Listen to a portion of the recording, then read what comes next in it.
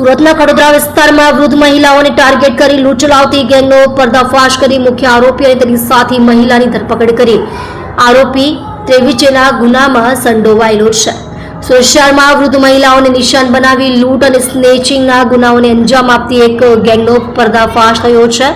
કડોદરા પોલીસે આ ગેંગના મુખ્ય આરોપી સહિત મહિલા સાથીદારની ધરપકડ કરી છે અને 2,33,000નો મુદ્દામાલ કબજે કર્યો છે. આ ગેંગ એકલી વૃદ્ધ મહિલાઓને ટાર્ગેટ કરી તેઓની ભાવનાત્મક સ્થિતિનો લાભ ઉઠાવી ઓટો રિક્ષામાં બેસાડી ઘરેણા લૂંટી હતી. રિક્ષામાં બેસેલી મહિલાને ડરાવી દાગીના કઢાવી લેતા આરોપીઓ વૃદ્ધ મહિલાઓને જાહેરમાં જોયા બાદ તેમને લિફ્ટ આપવાના બહાને ઓટો રિક્ષામાં બેસાડતા હતા.